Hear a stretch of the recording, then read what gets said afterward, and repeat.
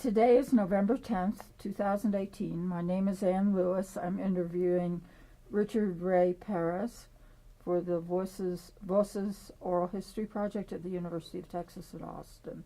We're in Austin, Texas. Again, thank you for allowing us to interview you today. Just as a reminder, this interview recording will be archived at the Nettie Lee Benson Collection on the UT Austin campus. As we said earlier, if there's anything you don't wish to talk about, we respect your wishes. If there are things you want to talk about, please let us know. Okay. We may stop the recording if you need to get a drink or use the facilities. Just let us know. Today we're going to talk about your life in general, and more specifically as your experience as a documentary filmmaker / executive. Mm-hmm. So can you say your name and what you do?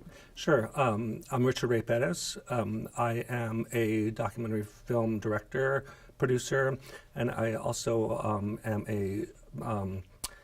I work on the funding side. I'm the director of creative partnerships at the Sundance Institute's documentary film program. Great, thank you. I really want to talk about Caesar's Last Fast. I love the film, and I think it's extraordinary and unique and complex. Let's just begin with how you enter into making this film. Sure. Well, it's fascinating that in some ways, wow, it's difficult to say where to start because my life with the farm workers movement started when I was 4 years old. I was in Head Start in my hometown of San Fernando, California. So this is like 1969, 1970. And so, Head Start in my neighborhood is all Chicano kids. And there were university students from what was then, I think it was Valley State College. Typically Chicano students would come and volunteer. There's a lot of this is another northern suburb of the city of Los Angeles, but very Chicano and Mexican American. So one day we're sitting down to have our lunch. That's part of the Head Start program. We'd get a free government lunch. In that lunch is a serving of fruit cocktail. It's bits of fruit in heavy syrup that should not be fed to kids. But me and my fellow Head Start classmates are sitting down, and this Chicano university student who's volunteering there sits down and starts eating with us. And I noticed that when it came to eating his fruit cocktail, he started plucking the grapes out of his fruit cocktail. And I was very curious. And I said, "Why are you picking the grapes out of your fruit cocktail?" And he picked up a grape and he said, "Because the people who own these grape fields, they treat the people who pick the grapes terribly. They make them live in shacks. They pay them very little money. They yell at them. They humiliate them. And when the grape pickers complain, the grape owners fire them. For that reason, I can't eat these grapes." And I remember looking down at my grapes, and they suddenly became very ugly. And I couldn't eat them either. And I started picking the grapes out of my fruit cocktail. And all the other kids had been listening. And they looked at their grapes. They couldn't eat them either. And they started plucking the grapes out of their fruit cocktail. And from that moment on, we became part of the grape boycott that was led by Cesar Chavez and the UFW. And that happened when I was 4 years old. And what I didn't know at the time is that I still had aunts and uncles who were in the fields picking. And that my dad, for 22 years, had been a migrant farm worker. But I, from the very early age, I had that experience rooted in the farm worker struggle. Eventually, the UFW came to my hometown and organized picket lines in front of the supermarkets. And my dad took me and my siblings out to picket with these farm workers. So years later, I became a documentary filmmaker through happenstance and my experience. But there was a chance to make a documentary about Cesar Chavez. I had a mentor who was very interested in the subject. He knew my background. He had hired me for a number of projects by then, and he asked me to join him in a meeting with the Cesar Chavez Foundation to work on this documentary. So we proposed the documentary to the Chavez Foundation, which is primarily Cesar Chavez's heirs. We entered a dialogue about making that documentary, and ultimately we couldn't come to an agreement because they notified us that somebody close to the family was already working on a documentary, and my mentor wanted the exclusive rights, so he didn't want to compete with another documentary, so we dropped the project, and I moved on to another project. And about a month later, I get a phone call from Cesar's granddaughter, who was part of that meeting, and said, "Hey, Rick, I know that you and your mentor, Robert Greenwald, are not working on the project anymore, but the other filmmaker is a friend of mine, and she wants to call you for some advice. Would you talk to her?" I said, "Sure, of course." So she calls me, and she says, "Hi, I'm Lorena Parlee. I used to be Cesar's press secretary. And I've been working on a documentary about Cesar for 10 years. And I've been having trouble getting it done. And so she asked, we talked a lot. She told me about her background. I told her about my background. She said that she'd been Cesar's press secretary during the last fast that he had undertaken when he was 61 years old in 1988. And that she had videotaped all this behind-the-scenes footage around that fast, and she also said that when Cesar passed away, the family allowed her access to the private preparations for Cesar's burial, the family rosary, all this sort of stuff that was closed off to the public, the grandchildren helping prepare a coffin, footage of Cesar's brother Richard building the coffin by hand, and all this sort of very intimate footage. And she said, I've been struggling to make this film. I'm looking for somebody to help me out. Would you be interested in maybe coming on board as a producer? And I said, sure, I'd love to do it. She told me more about the film, and I said, I'd love to do it. I said, I just got a work for hire job and a director for hire job. I'm available in 6 months to help you on this project. And she tells me, well, I need somebody to help me now because I'm being treated for breast cancer. And I could only work on the film 2 weeks out of the month.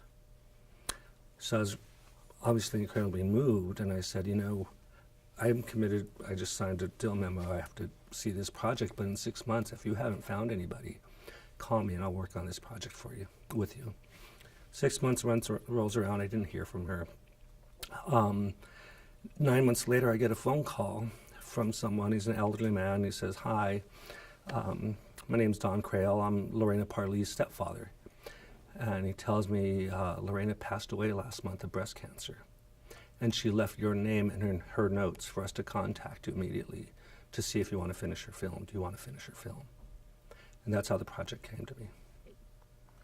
So that's got such weight attached to it. Yeah, and so much responsibility, not only from my childhood experience, but to carry on this legacy that Lorena started. This trust that I'd never met her in person, but just through a phone call. So it became, a mission not only to reintroduce or introduce Cesar Chavez's story to a new generation, but as a really out of respect to Lorena and the work that she'd done. And she was a very committed filmmaker and very committed to social causes. She had volunteered for the UFW for like 5-6 years. So it was a lot of responsibility. It was very interesting, though. So there was a trust building process that had to go with the family. They wanted to make sure that they could trust me. But also, she had left behind a very rough version of the film that she was trying to make. And it was a linear chronological biography of Cesar, driven by narration. And so I saw that footage and I saw where she was going with it. And then I looked at a lot of the raw footage. And there were some VHS tapes that were labeled like, tape 1, tape 2, tape 3. And I popped it in, and the first thing I see is this very dramatic press conference with Martin Sheen and Luis Valdez and Ruben Blades. And it's intense. They start off like, we're here to support Cesar on fast that he's doing to draw attention to the effects pesticides are having on grape, the farm workers. And so it's like very intense, and I popped in another tape. And it's the day after that press conference. And I realized that these were sequential tapes of Caesar's fast that he conducted in 1988. And as the fast progressed, his health was declining. And there was this increasing sense of urgency around his health. He didn't know when he would end the fast. He didn't tell anybody when he would end the fast. He just said, I'll end it when I'm ready. And so it became very clear that this was a historical footage documenting this intense and intimate sacrifice of an icon in American history. And I thought, oh my God, wait, is this what I think it is? And I had to share it with somebody. I'm like, wait, is this my imagination, or is this like really important stuff that I'd never seen before? And had you seen it? I asked, a couple of colleagues, but it was clear that there was a dramatic arc just around the story of his fast. And almost instantly after watching all those films, I said, that's the film that I can make, not the chronological biography, but a film structured around this escalating conflict that illustrates his spiritual commitment to his cause at a point where he's very late in his career, when a lot of the successes of the farm worker movement started to get rolled back. I thought this was the film, and this was the story, and this was the structure. So there's all of this. I assume that you did the interview with Dolores Huerta. Yeah. And I wanted to ask you some about how you then figure out, since you're not doing the standard narrated biography, how do you then figure out how to integrate the story of the farm workers? Yeah, so it's very interesting that it's there are two simultaneous narratives in the documentary. There's the story of the fast and the 36 days, and then interwoven in it is the story of the farm worker movement. So that structure came to me very quickly. There was questions about whether we had enough fast footage to sustain that structure, but I proceeded as if I did. And so there was essentially two topics of discussion around the interviews. So I knew I had to, in essence, recreate the fast. So there was a whole line of questioning around the fast.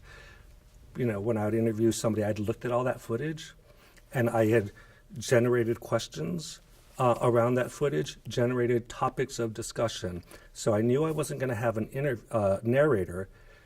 I knew I was going to have them basically walk us through that, right? So that's how I constructed my questions. So it was like, how did you find out Caesar started fasting? Where were you? All these sorts of things that like I said, from my experience as a filmmaker, I was able to reverse engineer the questions so that I can get the interview answers to reconstruct that past tense story.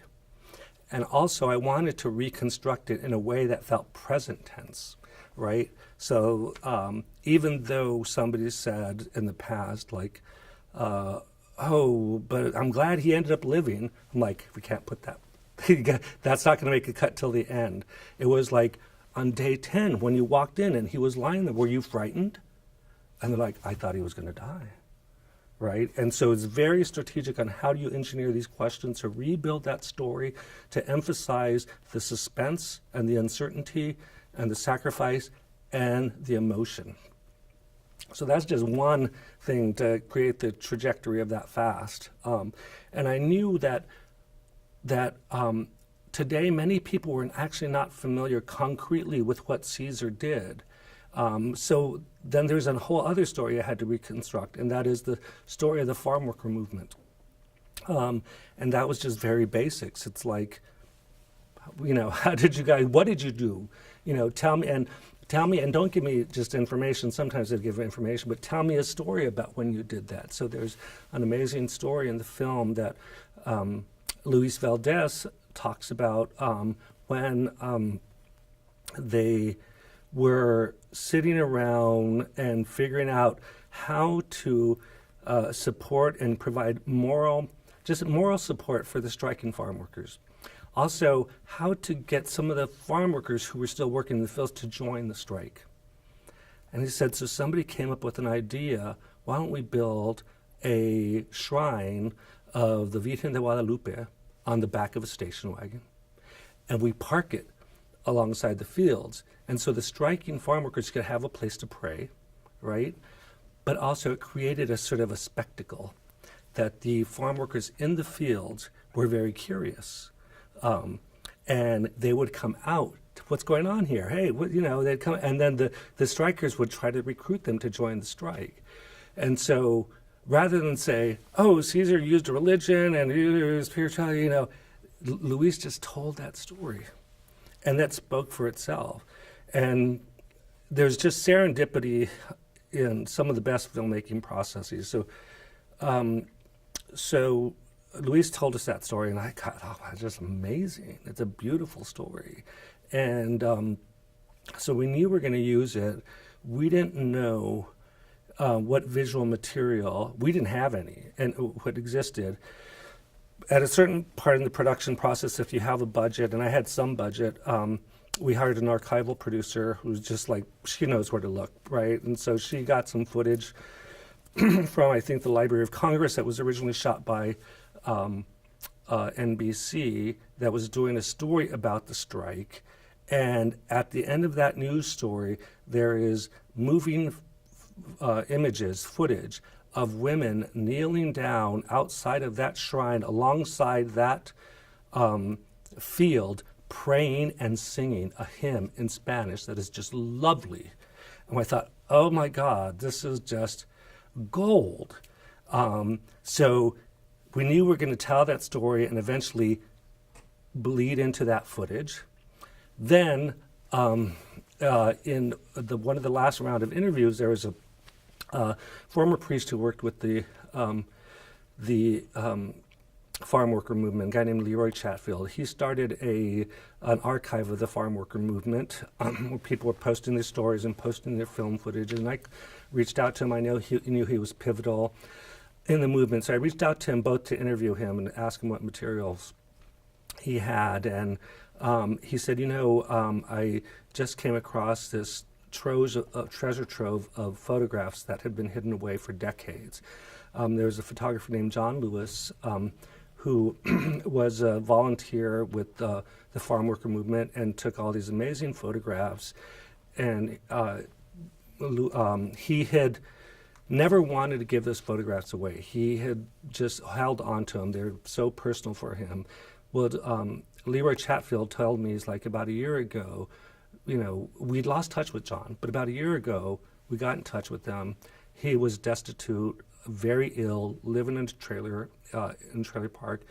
We went to visit him to help him out, and he had all the negatives in these photographs of Caesar and the movement that nobody had seen for decades. He said, I now have them. I'm going to post them. Leroy posts them on his website, and there's a bunch of footage of that shrine and the women praying in front of that shrine. And so just collectively, we have the story. We start unveiling first the stills of the shrine as Luis is narrating the story.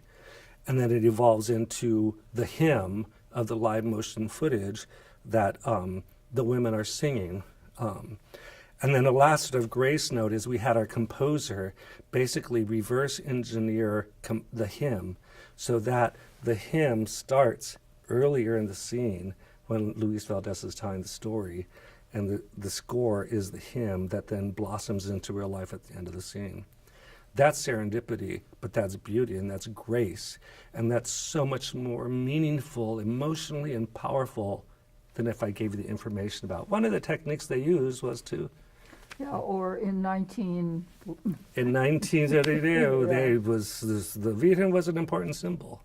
But what I love is it's all in an act of discovery. Is that the way you're making films? Yeah, so that's a very good point, because I'm very lucky that I have a creative and kind of eclectic arts background. And I believe that the best stories, most effective stories, have some sort of artistry in them. And so there's often, and in my work with filmmakers at Sundance Institute, I see two basic varieties of how filmmakers work. And one of them is working with material that they discover, right? If you imagine you discover a certain color of clay, what can I do with this? How can I mold this? And what will become of this, right? And then you mold it and evolve it, and based on its properties and how it dries, et cetera. And it's a sort of material up thing. What material do you have? And there are some filmmakers like, I have an idea. I'm going to find the purple clay to make it into the shape of a car or whatever, which is more of a top-down conceptual thing. I'm one of the bottom-up ones, right?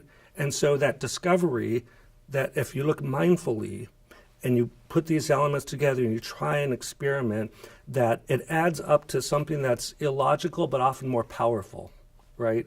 I could not have set out to engineer that shrine story, right? Or anticipate the discovery of the footage of the women singing the hymn, or the existence of these long forgotten photos, or even that Luis Valdez had told me this story. I didn't tell me a story about right? That just emerged. And so there's a creative expression I've heard in the process, both of making the film, but I use a lot, cultivate the emergent.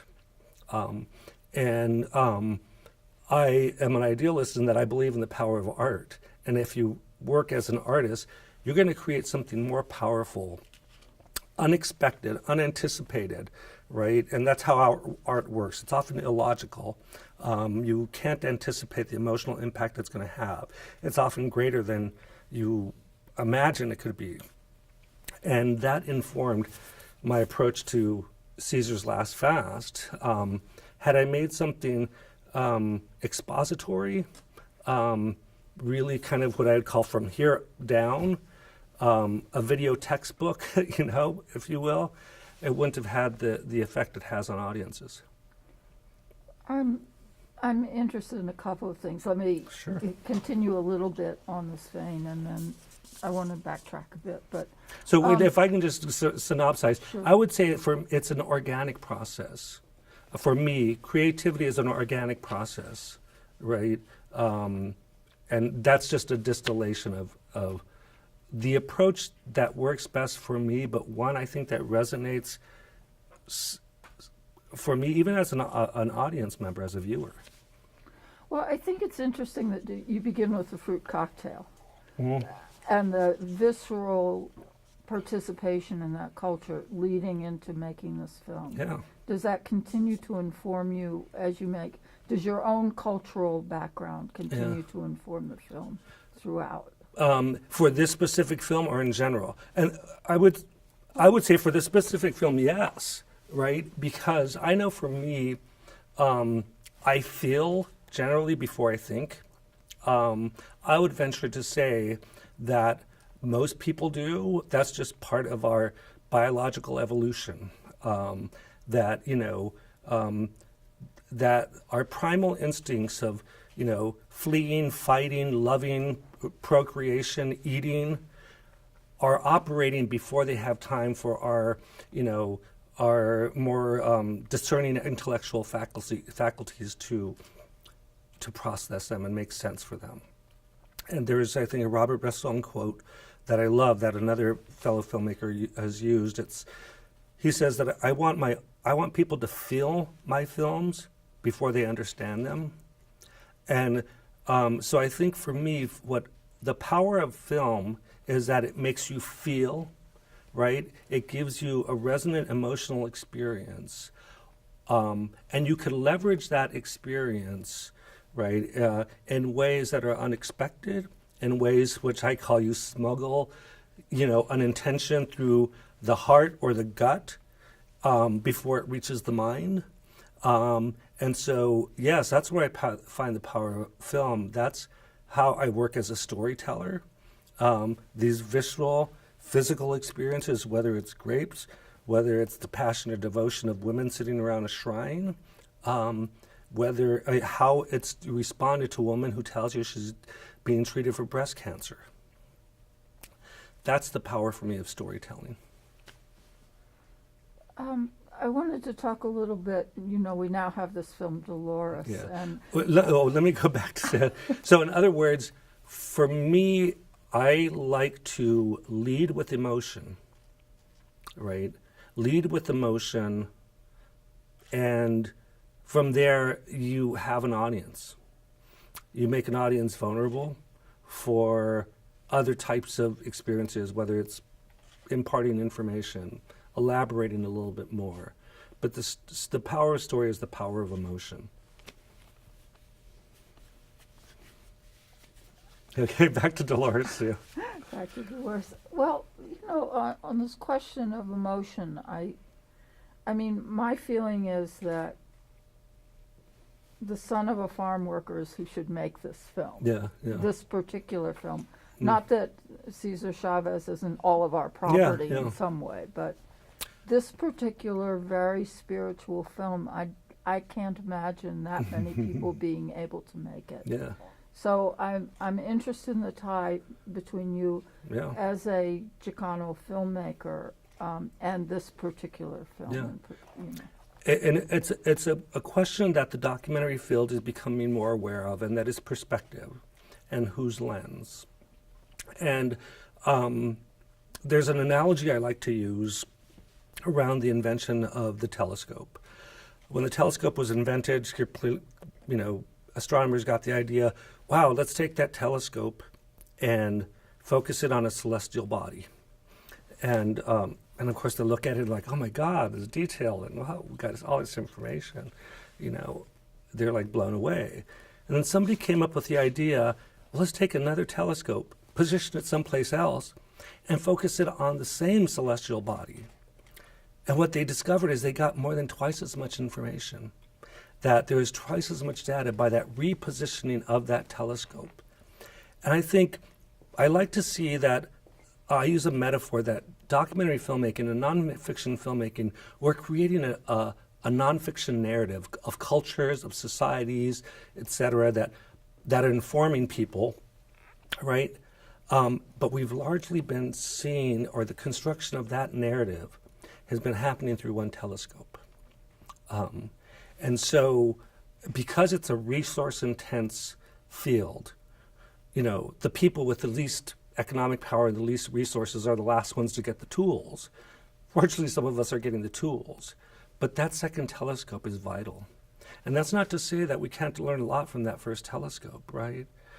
But we're not going to get a full, accurate portrayal of the human condition and the human situation and the human narrative by looking at it through one dominant lens that has been typically North American and European, largely male and white. And so that's one argument for the accuracy of it. And then certainly I think while it may not be explicit, like you say, you look at my film and you're not going to say, I can tell a farm worker's son made that, right? It's embedded in the DNA, just in our own passion and pathos and how we understand it.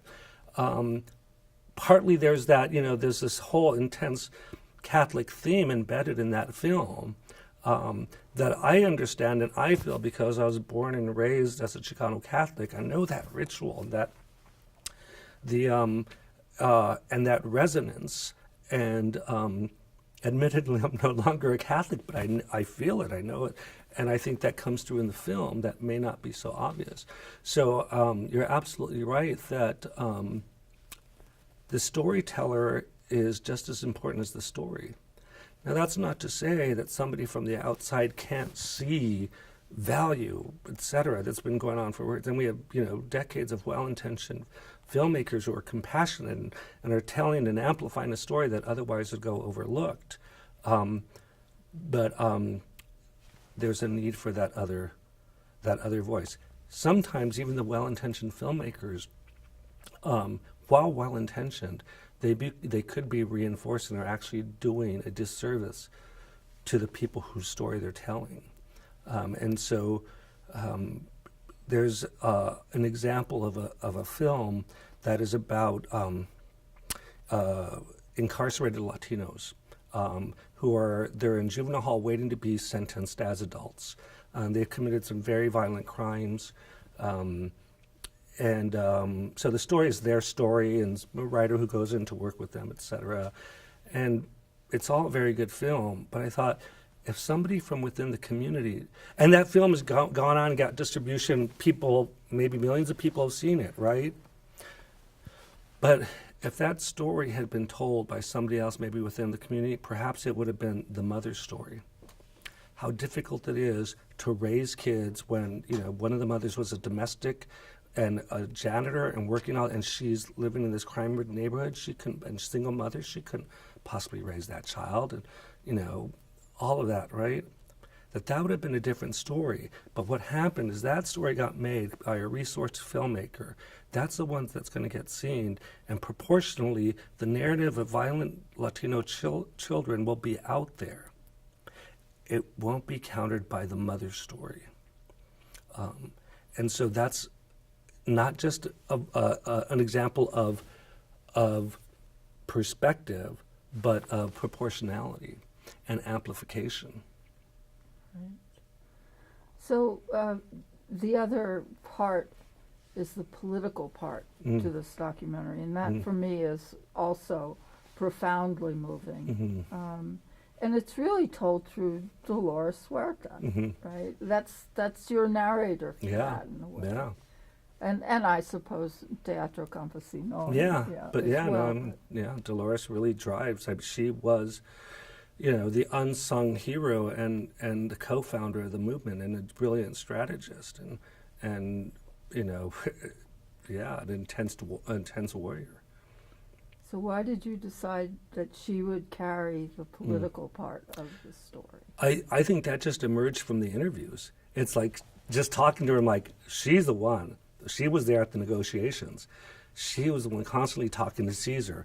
What are we going to do? Why are we going to do it? Really that she was, the woman behind the man who got the attention, but she was there at all the pivotal decisions. So it really just happened kind of naturally. And so it's a variation of like working with the material that you have. It's like clearly she's driving this. So it just emerges from the material. It just emerges from the material, yeah. And I knew from the interviews I structured, I knew her role, so I had targeted the questions for her to drive me through these struggles and through all the politics of it and the strategy behind it. And in a way, I suppose the story of that grape boycott around pesticides, is a woman's story. Oh yeah, because it's about, in that instance, it's these mothers who were experiencing this series of cancer cluster. Their kids were being born with deformities and rare cancers. Women who were working in the fields while the fields are being sprayed with pesticides or shortly thereafter. And so, Dolores being a mother, of course. And it's part of that perspective, of the women's perspective, that, she was, it's the power of the woman's point of view and their interpretation of life and family and protection. Do you get that in some way from your own mother or your own upbringing? Yeah, I had, the answer is yes. My mother had 8 children. I was the 8th. She came from Mexico when she was 26. She'd never attended, she'd never attended high school in Mexico. I think she got as far as junior high. So she came to the States. At the time, the neighborhood where I grew up was primarily Mexican-American, so it was second and third generation. So she didn't know the language. She was very self-conscious that she felt much more like an immigrant, even though the people that lived around her shared her roots. But, obviously she had 8 kids. Ultimately, she first learned how to drive, and then went to night school and learned English, and then went to a junior college, and then transferred to a university and studied early childhood development. In between, she'd worked at factory jobs. She'd worked, a number of semi-skilled and low-skilled jobs, and then ultimately became a preschool teacher after having 8 kids. Yeah. And when I was a kid, she was attending college already, and often she didn't have a babysitter. That's just wasn't in the economy. And my siblings, who sometimes functioned as babysitters, were off at school, so she would drive me to college classes with her, and I'd sit in the back of the room. Were you the youngest? Yeah, I was the youngest of 8. Yeah. Yeah. And what part of Mexico was she from? She was born in the state of Guanajuato. She came from the state of Guanajuato. The place she was born was a place called Calera, which is in Michoacan, and it was a one-time hacienda that was broken up in her childhood when the Mexican government finally started implementing land reforms. And so they were forced off that hacienda, and then they moved to the town where my parents met, which is Valle de Santiago in the state of Guanajuato. So both of your parents came to this country. Yeah, so my dad's an immigrant too, and so my dad's story is a little bit different and a little more complex. So he was born in 1917. He came to the States with his extended family when he was 4 years old. And they came to California. Well, they first came via Ciudad Juarez, but they came to California, and ultimately they were migrant farm workers up and down the state. He went to this school in my hometown till he was in 8th grade, and then he became a full-time migrant.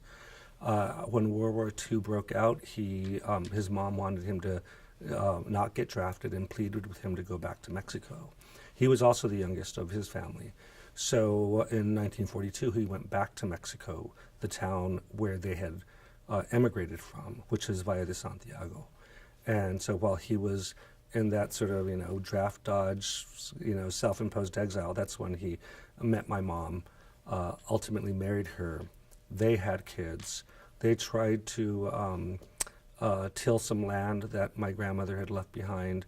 That didn't work out. So in 1952, they emigrated back to the town where my dad had lived in California, in San Fernando, California.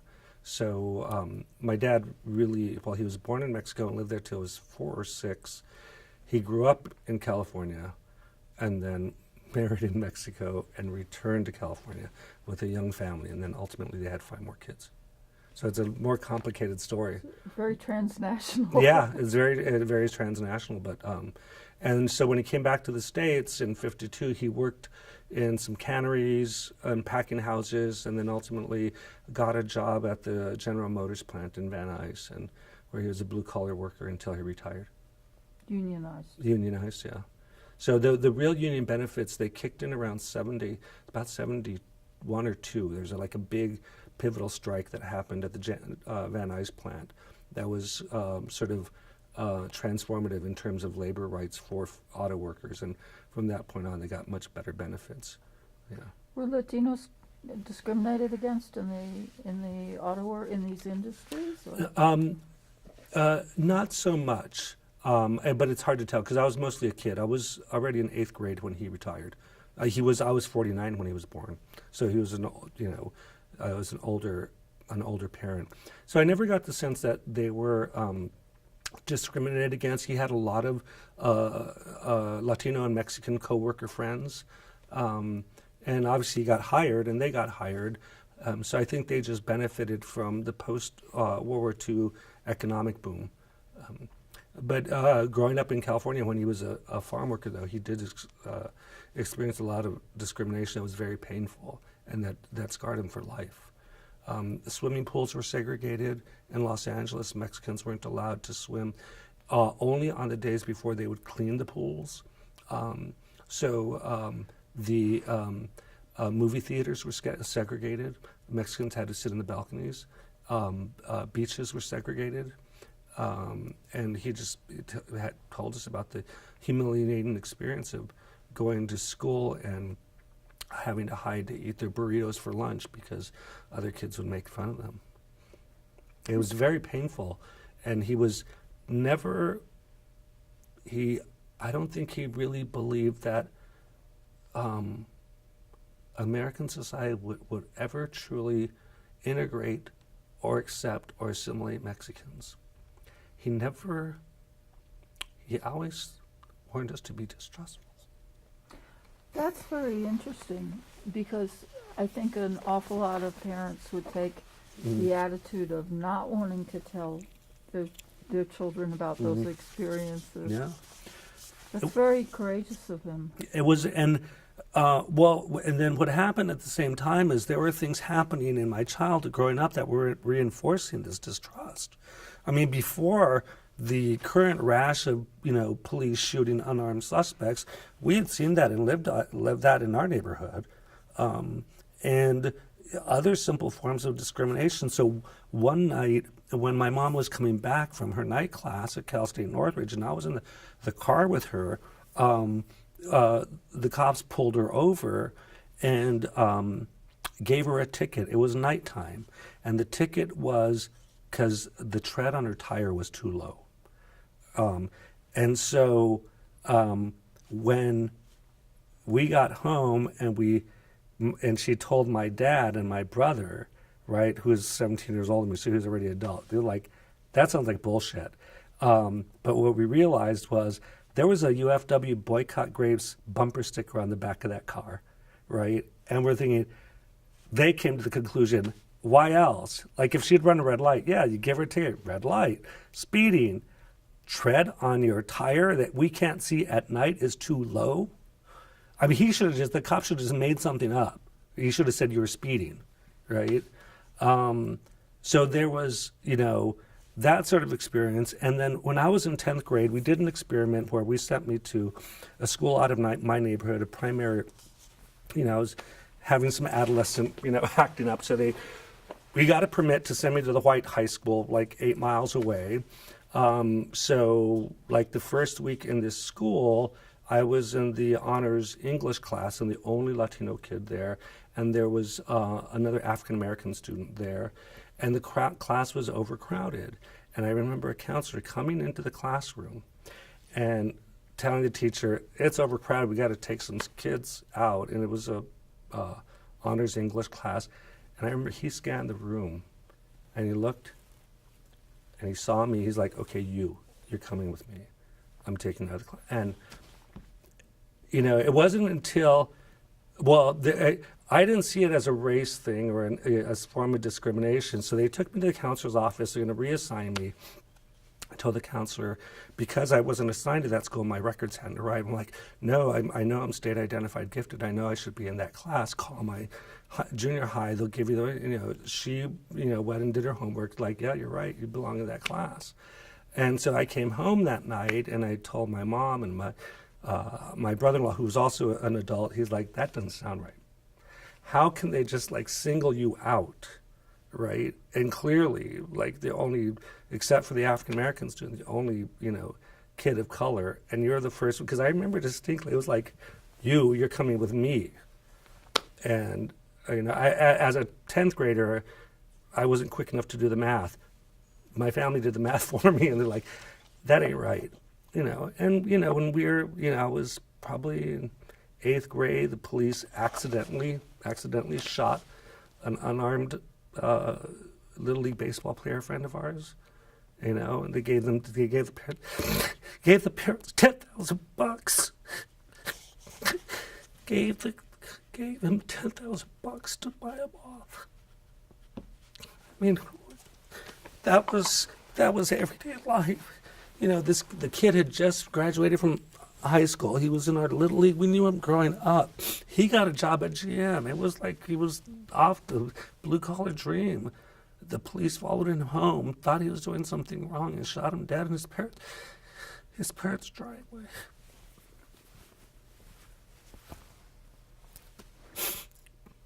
So, when my dad's telling us this, and the world around us is reflecting that, it informs your worldview as a teenager.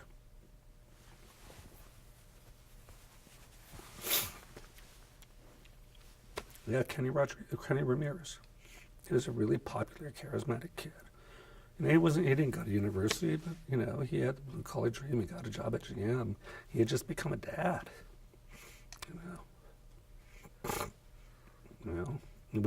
We ran into his dad a week or two later at GM, and it's because his dad we knew him from Little League Baseball, my brother and I, and we knew the family for years, and my dad worked with his dad at GM, and we ran into him at the bank when I was still a kid, and his dad came to my dad and said, I know you don't want to ask, but he started telling him about it.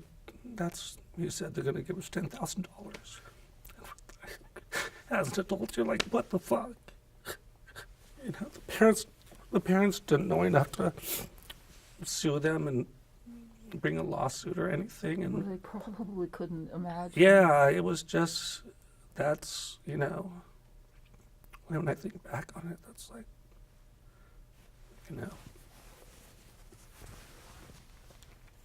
I didn't even plan to talk about that today. But yeah, so I think all that informs my worldview and the storytelling and why I tell stories and how we might understand the world better. And that's often the world, it's more complicated than we want it to hear. We often break it down into binary narratives. And like what you said around the complexity of the Cesar Chavez story, yes, it could have been easy for me to paint him as a saint. And but I think the power of storytelling comes from, how to make sense of what's actually a very complicated world.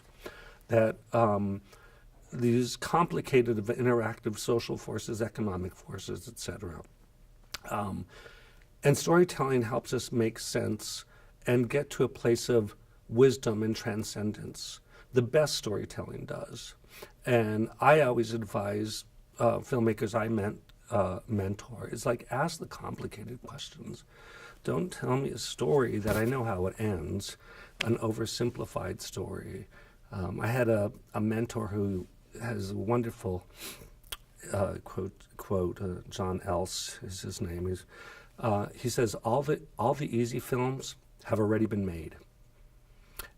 And so that's a challenge I take. How do I make interesting, complicated films that resonate with sophisticated audiences to help us get up to a place of better understanding and wisdom?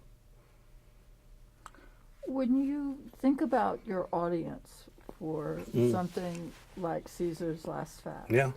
who do you think of? Who do you want to see that? That's a really good question because, on some way, like specifically with Caesar's Last Fast, there's like a general notion of the audience. And that is one of the audiences I wanted to identify as people who know nothing or little about Caesar. So in some way I had to sort of kind of embed or smuggle a Cesar Chavez 101 story in it, and without being like too, what's the term, sort of rudimentary or, just too basic. So there is that audience. But there is also an audience of a sophisticated audience that understands, that have seen a lot already, right? And sometimes when I'm an audience, I'm like, I've seen this story already. I agree with it. I know where it's going, right? But so I wanted to speak to an audience kind of like me, a sophisticated story listener.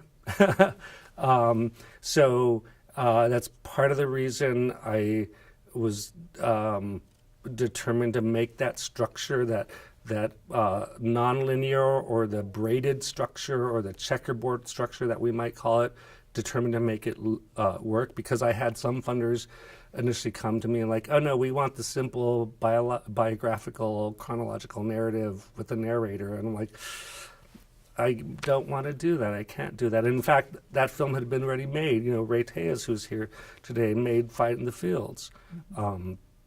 That film already exists. I don't need to remake that film. And so, so I was thinking about people who knew nothing about Cesar Chavez, people who knew something about, but not everything, people who were just curious, right? And people who just like interesting emotional stories. Yeah. And I think, I like to think I was able to get them all. Because I even had people fairly smart. I had a Chicano journalist a generation older than me who'd covered Caesar in his work in the later periods, and he emailed me. He's like, "I just saw your film, and there was stuff I didn't know." And that was also, kind of, it was nice to hear. And certainly things you don't know emotionally about him, even if... Yeah, exactly. Stuff but you hadn't felt, I wanted to use the film in a way to explore the relationship between doc and narrative a little bit, because that same year, right, Caesar... Yeah, this Cesar Chavez, the scripted Diego Luna film came out, Yeah. Can you talk a little bit about why doc is, what the differences are there? Yeah, so it's interesting because so Diego and his producer Pablo Cruz, we had sort of been monitoring the progress of our films, and we had an early on in our conversation. My producer Molly O'Brien and I met with Pablo Cruz, Diego's producer, about possibly coming on board to executive produce our film, and he was blown away by the footage. We couldn't come to an amicable business agreement, but a year or two later, we learned that they acquired the fiction rights for the film. And so I like to think that maybe his experience, but we'd always been in touch, monitoring the films. And in both cases, we had tried to be done a year earlier, and they were trying to be done sooner. But there was certainly kind of a sort of zeitgeist moment. So I think, part of the reason, the differences between doc and what they're done right is that's the power of authenticity and the verisimilitude, and that we know that this is anchored in a real experience. That's not to say that scripted films don't have that transcendent power. But I would say in my lifetime I've cried at far fewer scripted films than I have in docs. And so that at the end of the day, we know this is not true. Even though if it's based on a true story. So I hearken back to when I was a little kid and we would watch like horror movies or scary movies, or some, my older siblings would always console me. It's just a movie. It's not true. It's just a movie. Whether it's there's a silly little Disney movie about a Mexican kid lost in the Sonoran desert with a dancing chihuahua, and I'm like, oh, is he gonna get home? That kid's just it's just a movie, or some scary movie. It's just a movie, and somehow, deep down inside, that is maybe informs how I view documentary versus scripted films. Now, but obviously, scripted films have a power, right? I loved Star Wars, the original in 1977. I love, one of my favorite films of all time is a film called The Tin Drum, which is the adaptation of the Günter Grass novel. Powerful. One of the reasons I started making films is scripted film, although it's kind of, some people call it a docudrama, Los Olvidados, the Luis Buñuel film. And so there's certainly a power of that, of the script, and there's something also creatively very liberating to make scripted works. But so here's the interchange that I think documentary can benefit by looking at the structure of scripted films, the way scripted films leverage, exploit, emotions like, fear, joy, bliss, all those things, using the tropes of suspense. So like when in my film, there's suspense built around whether or not Caesar's going to live. When is he going to end that fast, right?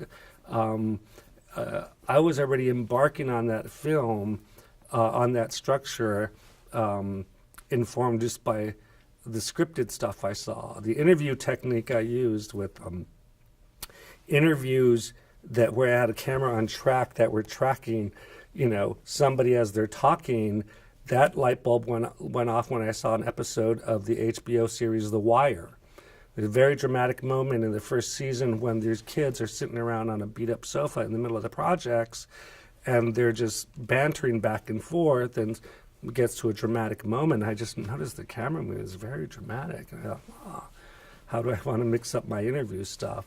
So yes, I think that the scripted films offer a source of creative inspiration structurally, how they're character driven and not necessarily topic or issue or subject driven. And so documentary filmmakers can learn a lot from scripted films. And I have seen some powerful scripted films, but like in the end of the day, it's somehow me knowing that the reality, or it's rooted in a real experience, whether that real experience has come from somebody's internal understanding or interpretation of the world, or if that filmmaker is trying to reflect and recreate an objective experience or reality. So fiction has something to learn from doc. Oh, absolutely. Yeah. I mean, the authenticity, the more than anything, the authenticity. And some of the best documentaries just have these unexpected twists and turns and the serendipity. Yeah. Did you always want to make documentaries? No. So actually, originally, what attracted me to this sort of the audiovisual medium was rock videos. So when I was a teenager, I was a self-taught rock musician, and I loved music, and I really, really wanted to be a rock star. And so I was curious about that sound-image combination. And it was kind of by happenstance that I got exposed to documentary at Harvard, where I went to undergrad. I went to college. We need to talk about how you got there. Yeah. And so, and there's a wonderful story about how I even got in the filmmaking classes. And so, when I got into the what was called Introduction to Filmmaking, it just turned out that the guys who ran the program were documentarians, and it's like, we make documentaries here. And so that's where I was introduced to documentary, and what became fascinating to me about it is it was a way to capture a real world experience, particularly my experience around me that I described growing up in this sort of social forces and political and social tumult in that era, that this was a way to capture that in a way that I couldn't imagine in a scripted or fictive form. So it just was by happenstance that I ended up in a film class that emphasized documentary. After I completed a 2-year sequence of the documentary film courses, the person who led the intermediate class, which is a second year-long class, is a wonderful, humanistic, amazing heart. I had 2 great film professors. One of them is Rob Moss, and the other is Ross McElwee. Ross McElwee, after the intermediate course, he told me at the end of the year, he's like, I'd like to encourage you to go into documentary. I think you have the documentary eye. When I graduated, that's the last thing I wanted to be, was a documentary filmmaker, because for me that was a fast track to being, for me it's like, oh, go be a professional poet. It was a fast track to poverty. So initially I didn't take him up on his advice, but that was when I decided to make films. I didn't decide right out of college. Those words that Ross told me were a beacon and were the inspiration and the source of confidence to do it. So how did you get to Harvard? So I got to Harvard because of a lot of nurturing at home and a lot of nurturing from my parents and my older siblings. So, like I said, I was the youngest of 8. We spanned 17 years. So when I was growing up, I had my older siblings were going to Cal State Northridge, or first it was Valley State, but living at home. So I was growing up among university students in the household. That meant university texts. That meant college students in university discourse. That means their friends coming in and out. Eventually, my mom started going to college and taking me to class in lieu of not having a babysitter. And I was a naturally talented student. My teachers all gave me attention. I was typically the smartest in the class. I had advanced verbal skills because I'm conversing with university students at home. My dad was perfectly bilingual, so I also, where some of my colleagues may have had parents who spoke only Spanish.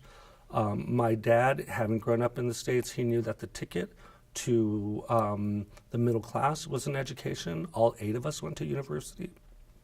So it was really kind of a going to university was a natural path for my family, and because I was talented, also a little ambitious, that sort of set the course.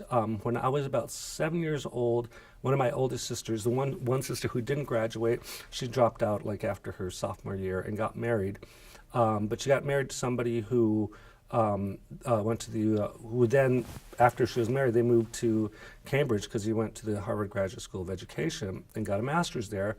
But that happened when I was a kid, so there was this sort of knowledge and awareness of this world outside, of just California, et cetera.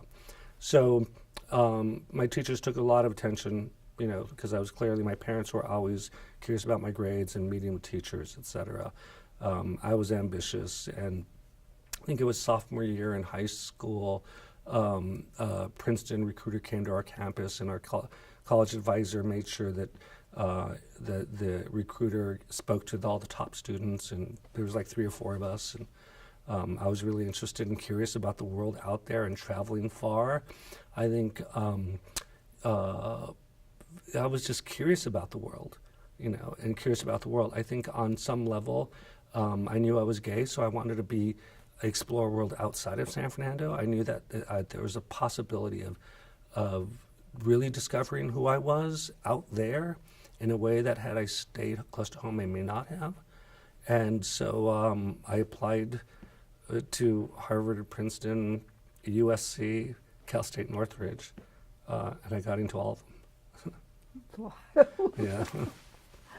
Was it a shock once you got there? It was totally a shock. It was overwhelming. It was depressing.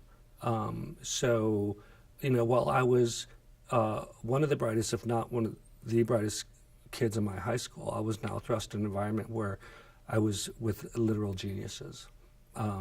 My freshman year roommate, one of them was a 15-year-old math genius who was on the U.S. Math Olympiad team, probably one of the smartest mathematicians of his age in the world. He had stopped going to math classes in schools when he was like 10 or 11. So I found myself being in classes and living with people who had, were very, very bright, but also had the best education money can buy from the time they were born.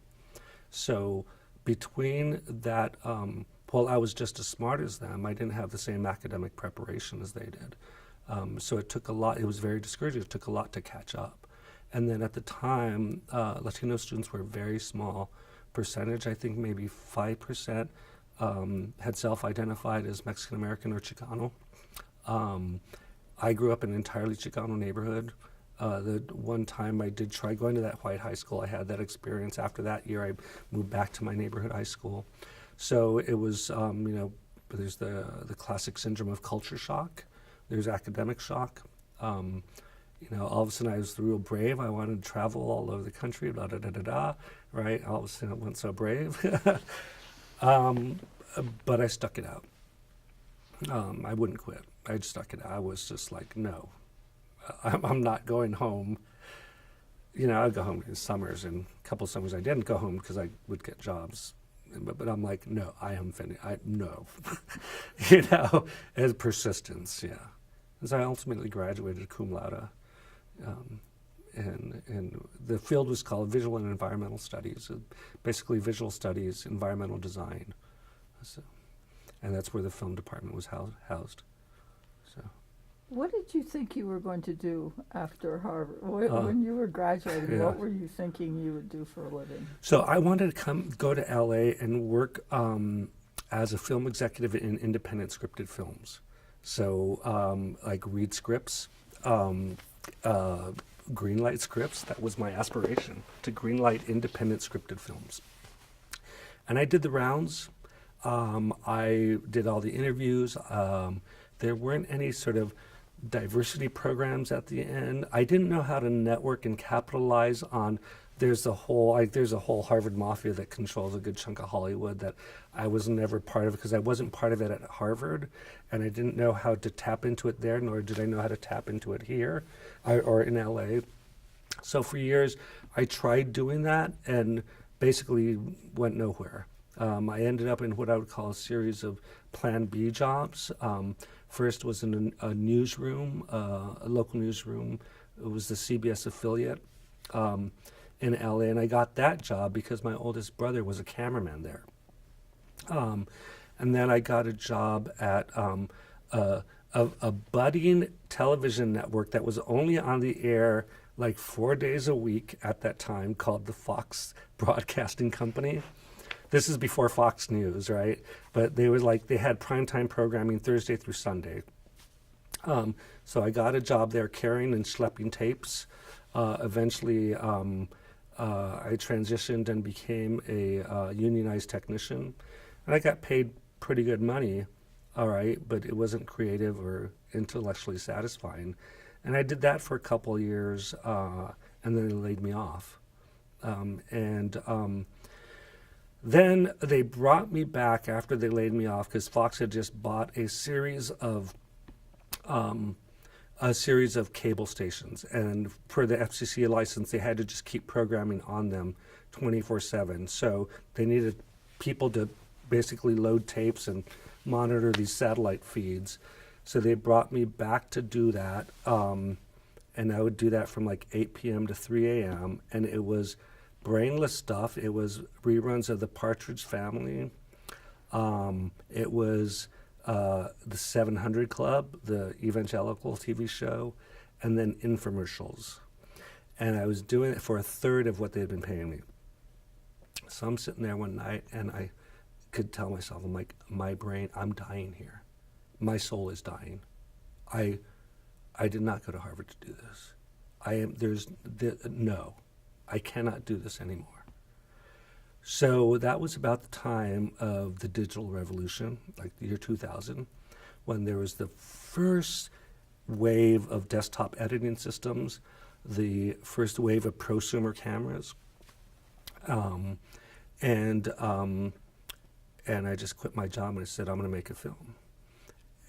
And I'm going to make a documentary because that's what I know.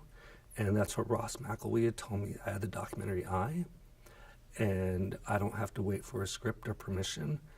I had a friend who was a documentary editor, and he sort of mentored me. We bought a camera, and this was the summer of 2000.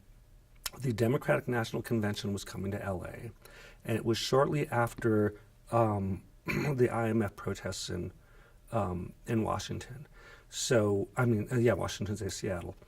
So there's all this local hype. The anarchists are coming. The anarchists, lock up your children, protect your property, this, that, and the other. And I knew that a lot of these people have legitimate reasons to be out in the street protesting. I'm going to do a film about these authentic concerns versus this hype, like, they're going to come and, blow up our McDonald's. So, so I, got my camera and I quit my job and I went out there and started filming. I started making the film, and this is the early days of the internet. Somehow I discovered that there was a film collective that was essentially making the same film. They're called they're independent. It was the LA Independent Media Center. There was this whole movement of independent media centers happening all over the country and some even internationally. But there was a group that formed in LA specifically around that. So I teamed up with the LA Independent Media Center, started shooting with them, editing with them, etc. That's how I met the co-producer and co-director of my first film, Joan Seckler. We did Unprecedented. And out of that experience, I first collaborated on a documentary about the protests outside the Democratic National Convention. And then all to that led to a film called Unprecedented, my first feature documentary with Joan Seckler about the presidential election in 2000 in Florida. I wanted to backtrack. Who was the mentor, the doc editor that got you all? Bill Hogsey. I met Bill Hogsey through friends in Silver Lake, and Bill was a fascinating filmmaker and doc editor who he had edited one of the editors in Hoop Dreams, and he had gotten an Academy Award nomination for Best Feature Editing. It was the first time a documentary was nominated, and he had been living in Chicago for a while. That's when he met Steve James and the people at Cartemquin, and he and I became friends, and so he and I bought a camera together. He taught me how to edit. And I mean, I'd done a little bit of editing my own student films, but like in a much more sophisticated way. He let me edit on his desktop editing system before I bought my own. So. Plus, you learned something about the industry with Hoop Dreams not winning the Academy yeah. Award. And that was, I mean, it was a while after Hoop Dreams, but yeah, he'd be, Bill was a mentor. Robert Greenwald was a huge mentor in terms of developing me professionally and getting to the next level. Ross McElwee, he let me into that film class. There were 200 students who interviewed to get into a film class of 20 people, 2 different sets of 10, 2 different sections they called. And, people were interviewing for that class who'd made films in prep schools. And I went in there through a whole long story, but Ross let me in that class. Why do you think he did that? He knew that I offered a perspective that a lot of the other students did. And I talked to him years later about it. And so the way it worked was that to get into the Introduction to Filmmaking class, they didn't take any freshmen. You had to be a sophomore. You had to, and you would go to the first class, and they would screen the student project from the previous year. And then after, you would sign up for an interview with, there was 2 sections, so there was 2 people interviewing. One was a filmmaker, Rob Moss, and the other was Ross McElwee, and there's like 1 or 2 slots left, and it was with Ross McElwee, so I interviewed, signed up with Ross. And I go in there, and I said, I have to admit, I didn't go to that first class, because I didn't think, I'll even back it up a point. So this is like the first week of my sophomore year. I'm walking down Harvard Yard, and I come across my freshman composition teacher, who was African-American woman, Rafia Zafar, and she knew I was interested in film. She's hi, Richard, how you doing? How's your summer? Oh, are you still interested in film? You going to do that?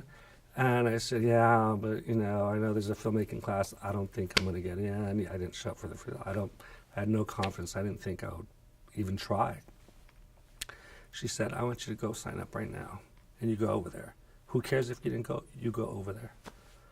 And I went over there, signed up. And so then when I met with Ross, I said, yeah, I didn't go to the first class, but I'm very interested in storytelling. I started telling them stories that I would overhear my aunts and my dad talk about their background. Stories about when the border was porous, like they would just be able to slip over a wooden fence back and forth. Stories about when my dad was an infant and my grandmother was sick and couldn't breastfeed him, they cleaned off the teat of a goat to breastfeed him. How can you best build a house of stick and muds that would withstand the wind, and how to position them? So I started telling him, these are all fascinating stories. I'm trying to figure out how to tell them. And and I think he saw that. He saw that it was a completely different perspective than all those other Harvard types who were coming in. The aspiring Alfred Hitchcocks, and et cetera, et cetera. Steven Spielberg. And he let me in the class. And I couldn't take his section, so then I took a section by the other filmmaking instructor, Rob Moss, who grew up in Santa Monica. See, when he looked at me, I think he had a snapshot of where I come from.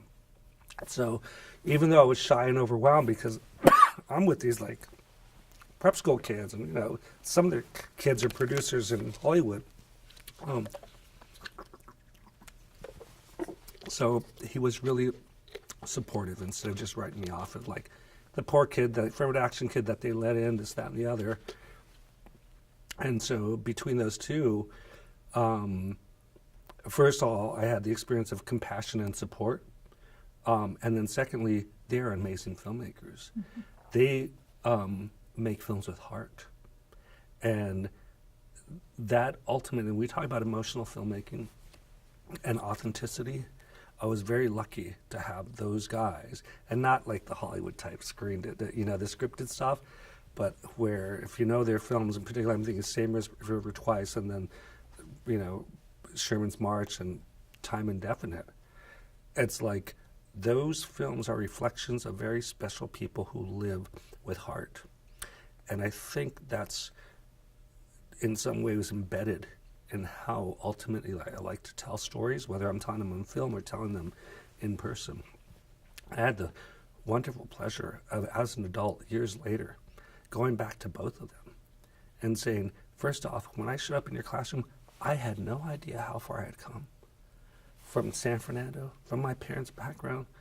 My mom died in 2011. I was going through her stuff, and I saw a photo of her washing clothes at a riverside in Mexico, right?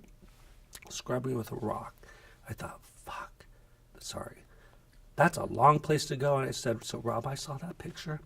I had no idea how far I had gone from the child of that mother washing clothes at that river to being, in your class at Harvard.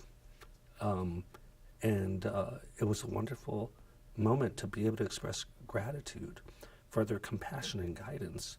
And I told that story about walking through that Harvard yard and, my freshman comp saying, no, you go sign up. I told that to Ross, and that's how I got to the interview. And you let me in your class, and I know you turned down, it was a 10% acceptance rate.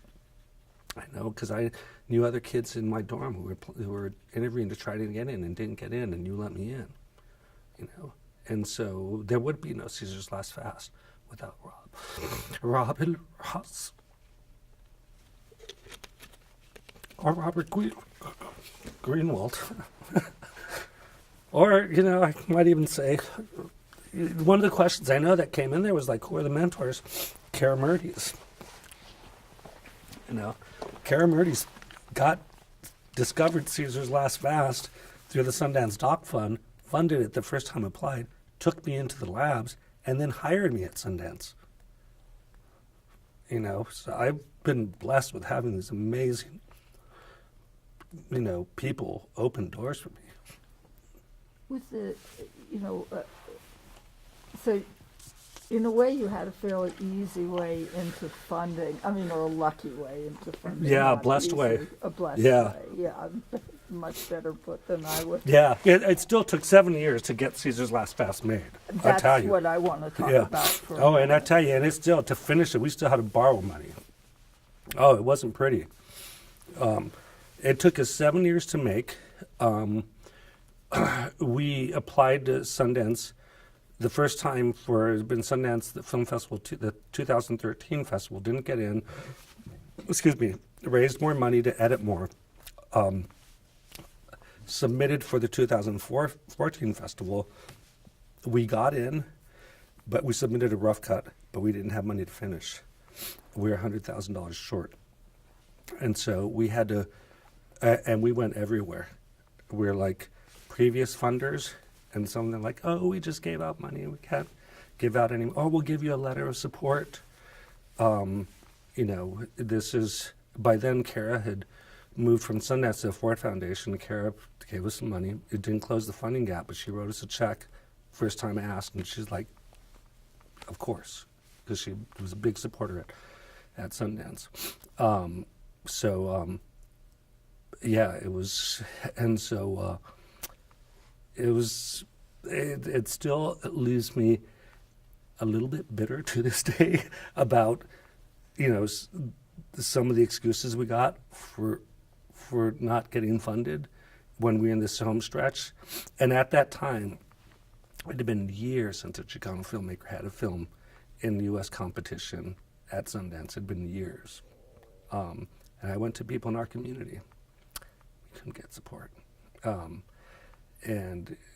Finally, and we had a couple of angels. They agreed. This one angel who'd given us previous money, who had supported us. The Norman Lear Family Foundation, Norman Lear personally, he gave us the seed money to make the film. So when we shot the first round of interviews, and my producer, Molly, was very good friends with Laura Bergholt, who's a wonderful, progressive, brilliant political strategist, who used to oversee Norman's foundation work. So we asked Laura to go back to the Lears to say, hey, we won't be able to premiere because we don't have the money to go to post. And so this time specifically Lynn Lear, Norman's wife, came through and gave us the money to premiere. But it was touchy. It's really dicey, and I was really interested in, I know they're the angels, but they're also the demons, right? Yeah. And if you could tell me some of the kinds of, because it sounds like it's because it's Latin, it's Chicano themed. It's it's by a Chicano filmmaker. I don't know whether that's what's going on. Yeah. So I don't think there's that sort of overt discrimination. There certainly could be unintentional or what we might call unconscious bias. But so certainly just in this brief time since I was fundraising for the film, there's much more awareness about perspective and who's telling what story. But at the time, I think there was skepticism about whether I can deliver a compelling feature documentary, even though by then I had directed Unprecedented. I had directed a whole series for Robert Greenwald. I was a showrunner for 2 other series for Robert Greenwald.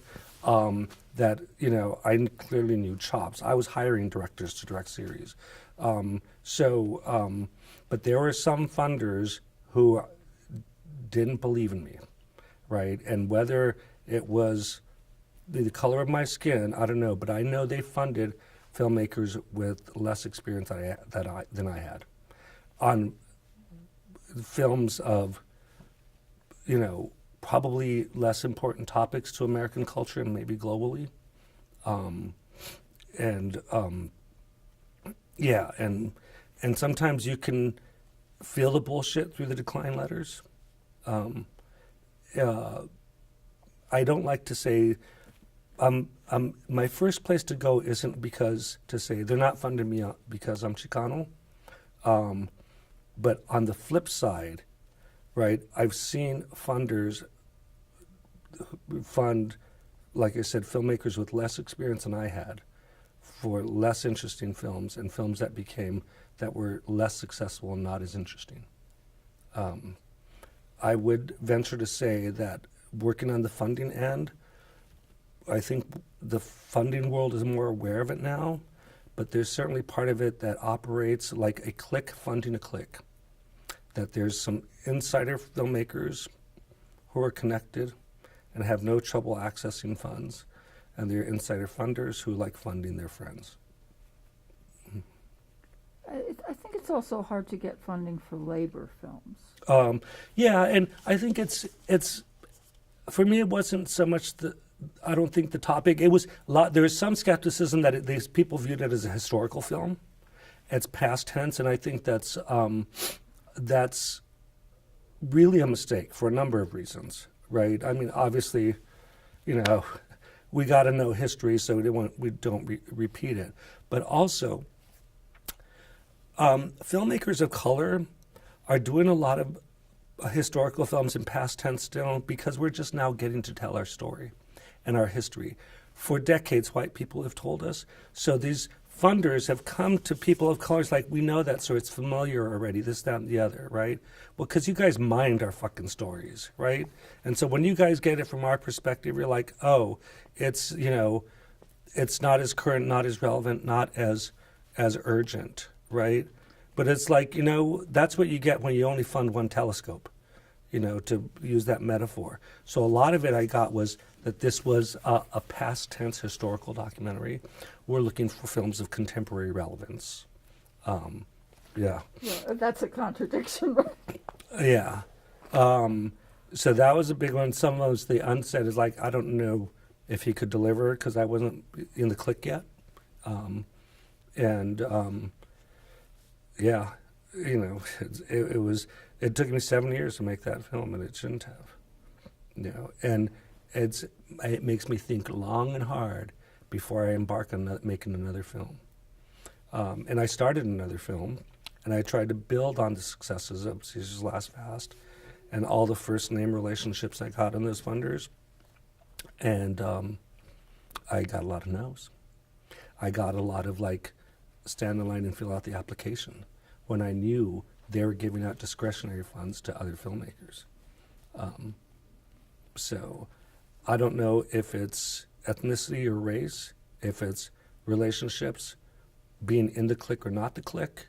But this is after I started at Sundance, and I thought, hey, they let me in the country club. I'm now in. I knew these people on a first name basis. I can email them directly.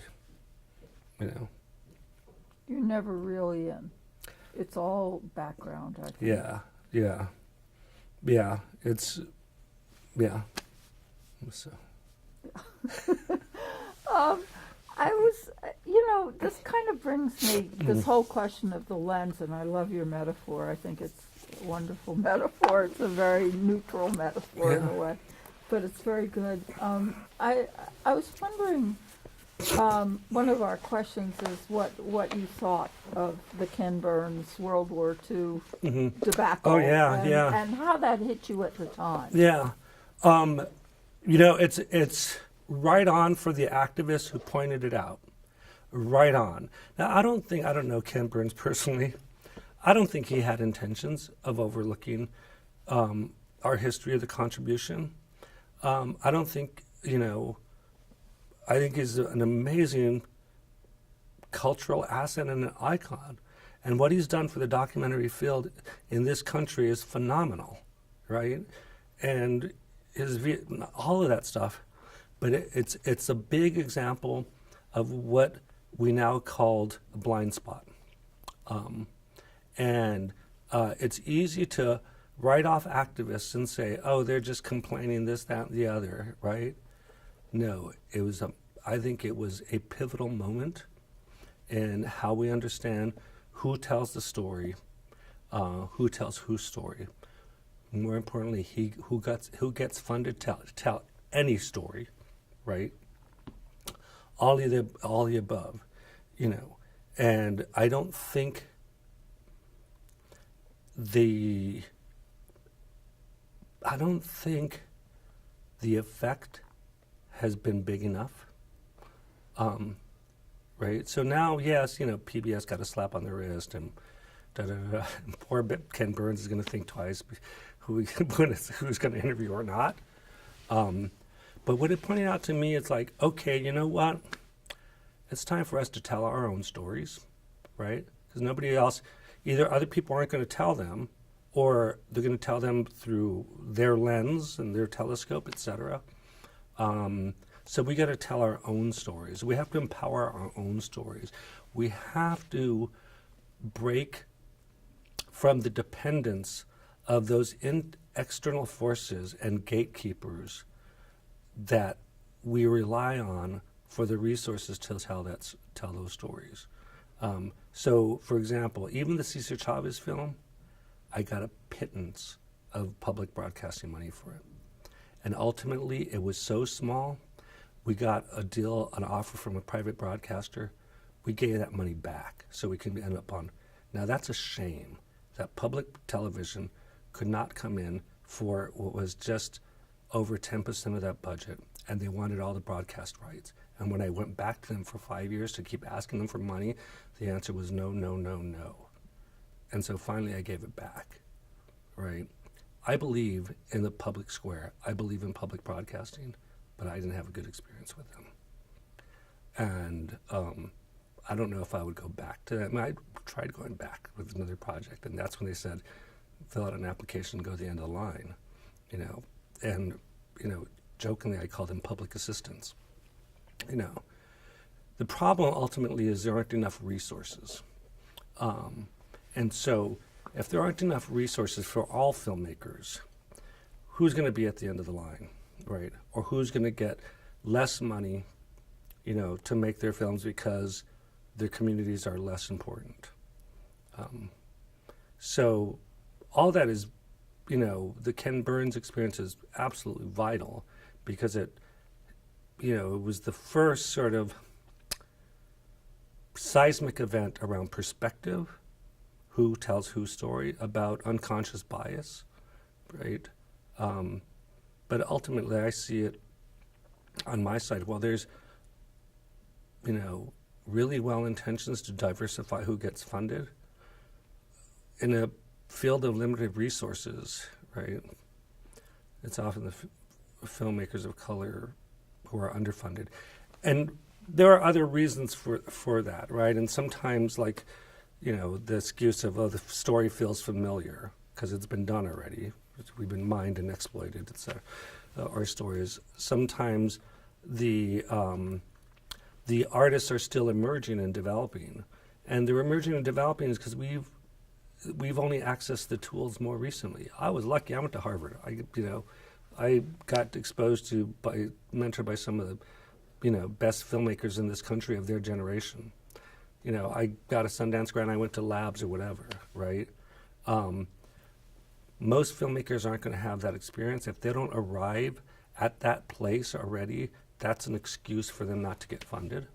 And so there's not enough artist development to actually really change them and catapult them into that, level where they're more filmmakers of color, and specifically Latino filmmakers, are competitive in this field of limited resources.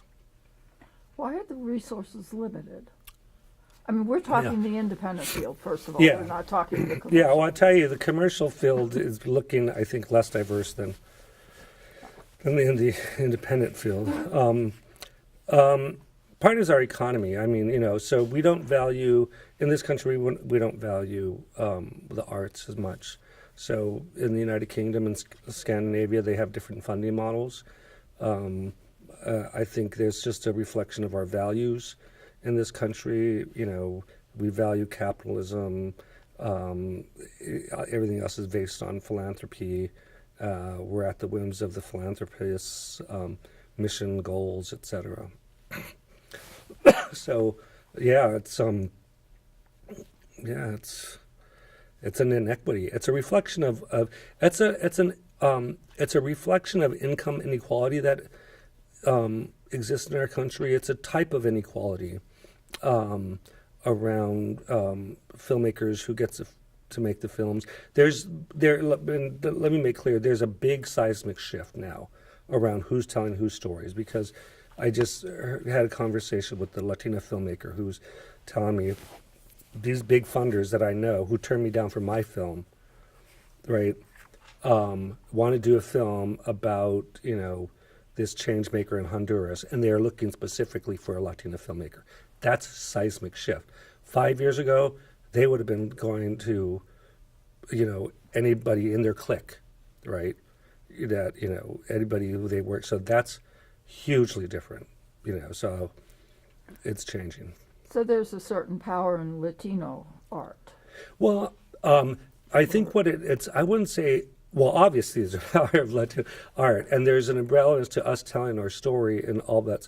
I think in part of the field is understanding that they have been perpetuating a system of narrative inequality, right, and and unconscious bias, and they're reflecting and trying to change things.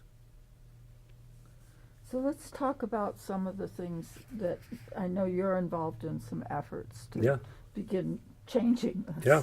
And could you kind of tell us where your hopes lie and Sure. how you think that it's going to change? And so there are some of the things that I am changing with resources I actually control, i.e. in my job at Sundance. There's some trying to change with no resources other than my drive, passion, etc. So at Sundance, I oversee a specific initiative called Stories of Change. What it does is it brings together grantees from the Skoll Foundation, who are social entrepreneurs, and independent storytellers to collaborate on independent story projects. It used to be documentaries, feature documentaries. Now it's VR, short scripted film, micro-budget films, short documentaries. One of the things that I noticed is that most of the social entrepreneurs that Skoll Foundation funds are in the global south, or what we used to call the developing world. Most of the filmmakers we're recruiting to collaborate with them were in North America and Europe. And I made a conscious effort to go and start recruiting and working with filmmakers from the regions, those social entrepreneurs. And it means I have to geographically go to the film festivals, connect with the film festivals. Now, most of Africa doesn't have a bustling film business with filmmakers the same level of experience as the U.S. We don't have Africa doesn't have the Ken Burns, right, and whoever else that quality. So what I've done is, I make grant recommendations to our funders and have to advocate them, and I say, we will never break that pattern of under-resourced African filmmakers and having them make world-class films unless we invest now. So it's that sort of thing like, sure, it's easy to skim the cream off the top, but we have to develop that cream first. And so that's one of the things that I'm doing. And I do that when I review films for the Sundance Documentary Film Fund.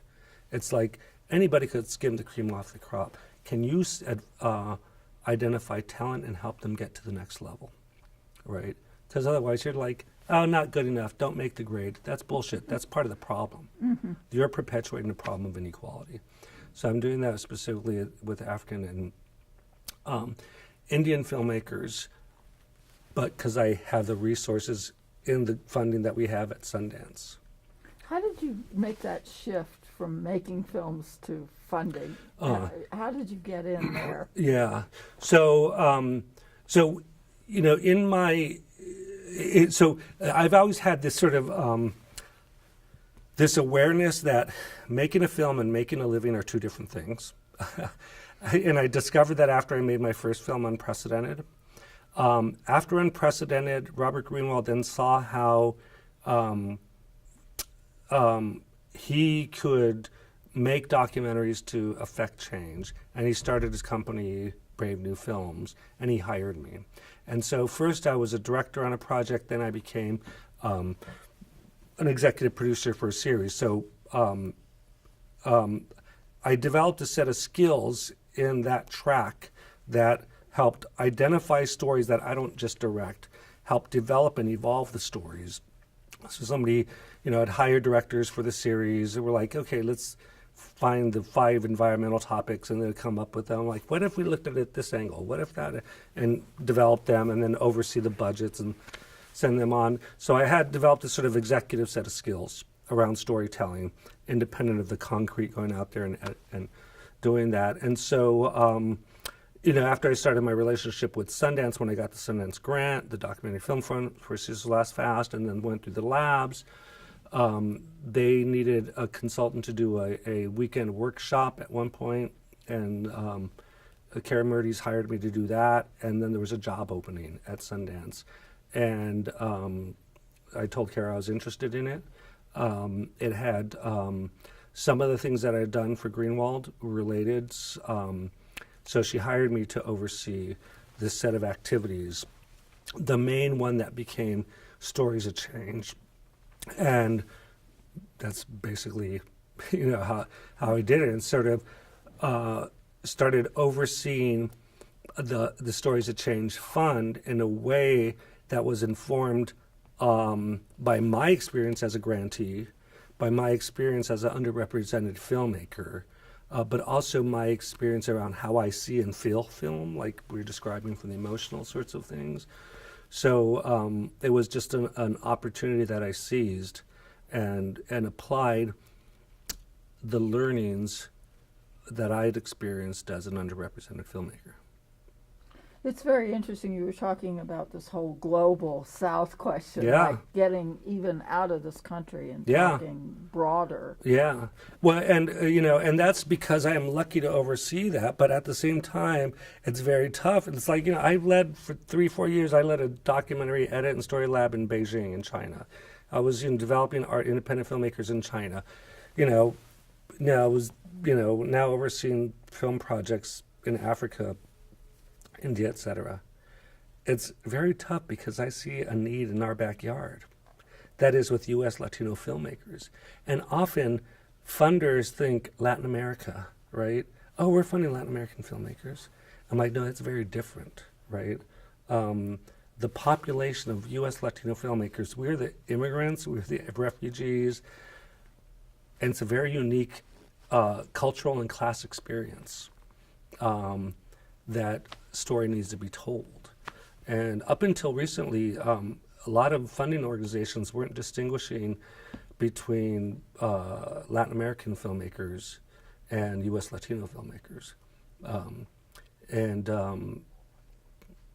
There's now more awareness on it, not necessarily getting funded anymore. There's, like I said, there's an awareness, but what I get to do in Africa, what I got to do in China, what I got to do in what I'm getting to do, I wish I could do that in our backyard if the funding was there.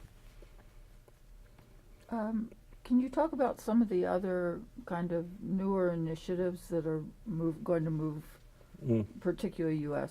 Yeah, Firelight Media is doing some incredible work, and smart people there. Lloyd Leanball is a really bright, talented filmmaker and program director. To a lesser extent, Cartemplin, because they're so Chicago-based. The challenge I would describe it as sort of, there's a lack of, I would call it reparations. You know what I'm saying? So it's like, sure, you can start bringing one or two, right? But you need to bring in way more to undo the decades of the unconscious bias, of the blind spots of neglect to our storytellers who didn't get to tell their stories because other people were telling them, because they didn't get the funding to tell them, because they were perceived as mediocre, et cetera, et cetera. And that's the challenge. And again, it's, when you live in a field of limited resources, sometimes that need is going to be the last one addressed. I want to talk a little bit about Unprecedented, just Sure. because it's so... There's like the... It's, I just, I thought about it. I saw it, Years and then ago, yeah. it was like so much right now. So maybe just tell us about Sure. Unprecedented. So it's very interesting. So like I said, I worked with the Independent Media Center in LA to create what was then, I think, that film, I forgot what it was, but we collaborated on it. And then this around the Democratic National Convention in 2000 in LA. So the election then plays out and turns into this debacle, which is the Florida recount. And so, by then, all these people started working in the LA Independent Media Center on that film. I forgot. Crashing the Party is called. Crashing the Party, right? Everybody starts, but by the end, when the hard work starts, they're all trickling out. They're all falling off, right? And it was me and a core of about 4 filmmakers who stuck it out and delivered it, right? And one of them was Joan Seckler, an activist. And so when the Florida thing happened, she's like, Richard, let's make a film. Let's go down to Florida, blah, blah, blah. Well, I had quit my job. I didn't have a job. So I'm like, sure. So that's kind of like out of, a place of naivete and idiocy. We went down to Florida. And of course, we started reading stuff to go capture these stories. Now, there was a lot of rumors coming out, and I tend to be, even now, I'm skeptical of rumors. So there was rumors like police set up roadblocks to turn away buses and vans going to the polls in African American neighborhoods. What was some of the other ones? Police were just stopping and giving people tickets on the way to polls in the African, there was a possible case of ballot stuffing in Gadsden County, which is just below the Alabama border. It's very, southern there. And then there's the other stuff, either the ballot, the butterfly ballot, the hanging chads, all that stuff. But there was one story that was, so the other ones, we didn't have the money, but I was thinking, okay, if that story about the cops giving people tickets in the black neighborhoods on the way to the polls, there's got to be a paper trail of tickets. A rise in tickets that day, we didn't have the money. I mean, we were operating on our credit cards to go see and do the research, right? But there was one story that totally had credibility, and it was this investigative journalist who had discovered the voter purge lists. And that in the many months leading to that presidential election in Florida, the Secretary of State and her office hired a private company to purge voters from the Florida voter rolls based on really suspect criteria. There are some jive-esque ones, like at the time this just passed and this changed in the new election, felons in the state of Florida lost their right to vote, right? So one of the reasons they're like, we got to go through these voter rolls in case felons are registered here in this state to vote. And what if felons from Georgia moved here and Mississippi and Alabama? Hey, Georgia, Mississippi, Alabama, can you send us your felons list? We got to compare and make sure they're not here, right? And the names don't have to match. If it's George A. Smith, who's the felon, right? That might be Georgie Smith, who lives down in Pensacola. I think that's the same felon. Let's wipe them out, right? They went through, got all these lists and just started purging.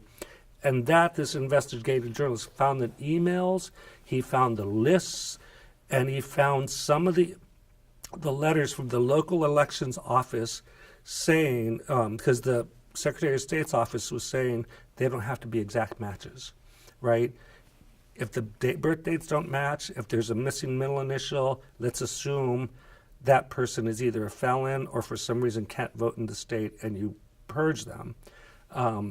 So Greg Palast, the journalist who was working for the BBC at the time, is American, but he found some of the lists that they were coming in waves. Hey, county election supervisor, here's the latest list. You guys got to go through and make sure these people aren't on your voter rolls, right? And then months later they'd come back. Here's another list. We got, they'd hired a private company to provide these lists. Some of these local elections officials were saying, these are sloppy lists. And this is not right. If you're telling us George Smith should knock out Georgie A. Smith, born on a different date, right, and a different race, they're like, don't worry about it. You do that. Don't ask too many questions. He found all these emails. But the real sort of, and he found that kind of like after the fact. The sort of the crack in the whole operation was there was a black minister who went to vote that day, and they said he couldn't vote, and they told him why. They said, well, we have you as a former felon. And he's like, I've not received so much as a speeding ticket, right? And that was like, and he went to the press with that. And that's when this sort of thing started to unravel. And we thought, that's the story. Sure, we know about the hanging chads, and that's all, but that is interesting. And lo and behold, Georgia they started purging votes based on sloppy comparisons, right? This whole, making it harder for people to vote, Texas, all over the place. It's such a prescient film. I mean, it's like, I had no idea it was going to be prophetic. So after that, the ACLU sued the state of Florida. State of Florida had to reinstitute those voters they had purged. They had to change the way they were going to update their voter laws, and so there was some, outcome positive. But the Georgia and other states, it just took that playbook. And of course, in that election, it was turned by 526 votes. And so who knows how many purge voters showed up to vote that day. And it's the Bush election, Yeah, that was the Bush election. which is like, I mean, all this stuff, it's like the what ifs. So they had Al Gore won, we'd have different entire climate change policy. Yeah, all of the above, Yeah. We had no idea at the time how prophetic it was. I mean, certainly we were, bummed out that George Bush was elected, but I mean, compared to now, he's looking like a saint. well, I don't know about Well, that. they're variations of a devil, but But it's one of the things that's interesting is this connection, because activism is what gets you there, Yeah. and then the film itself becomes. yeah. So, and it's very true. It's very interesting because some filmmakers don't like to be called activists, and in some respect, I don't consider myself an activist, right? I would say I'm a storyteller, because the real talented people who are going to go out and do the lawsuits and get sprayed by fire hoses and get chewed by dogs in Selma, etc. Those are the people who are activists, putting their bodies on the line and their lives on the line. But for me, therein is a dramatic story. And then how do you tell that story in a way that the non-activist can hear it and feel it? Because some people, they'll see a protest on the street, they're like, what are they complaining about? This is America, it's great, don't like it, go home. And so I think my job as a storyteller is to do the why we should care, right? What's at stake underneath, and what's human about it. And as a funder and as a reviewer, and you have experience too, some filmmakers, the activist takes over and they forget the power of storytelling as the best entry point for other people to understand. I talk a lot about smuggling in an intention. And so how do you make the non-activists, the people just outside your choir, care about your issue and understand why it's urgent, why it matters, why it threatens social harmony? I think there are a couple of questions that I need to ask you. Sure. Okay. So how do you think this interview might shape others' understanding of documentary film, and specifically Latinos in our country's history? Wow. That's what we've been talking about. Yeah, and there's a lot going on, right? I mean, because there's what we talked about, a phrase I used before, who tells whose story. Then there's the layer, who's resourced to tell whose story, right? Then there is, can the field fund all the stories worthy of, being told? And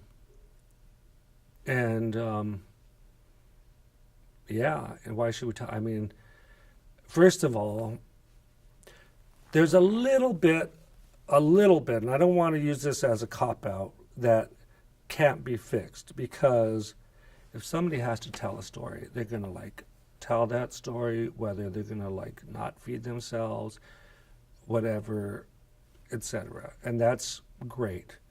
But then they're imagining all the stories that didn't get told because somebody didn't get funded, because they heard too many no's and got discouraged, because they were told their story has been told before and isn't relevant.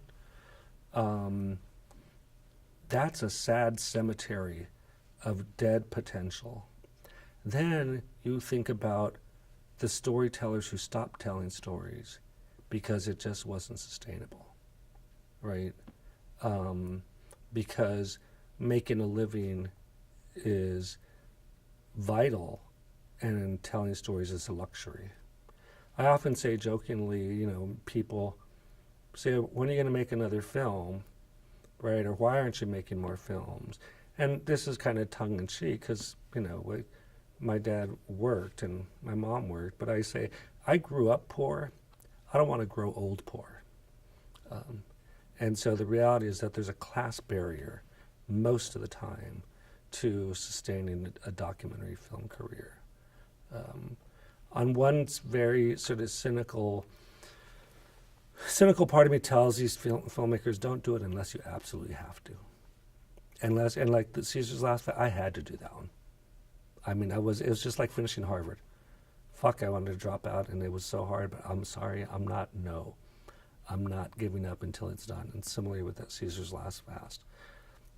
For me, it's going to take another story like that where I'm like, hell no, I have to tell this one.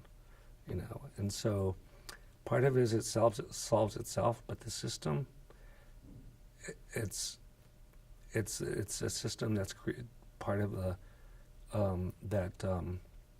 that inequality that we're seeing in income.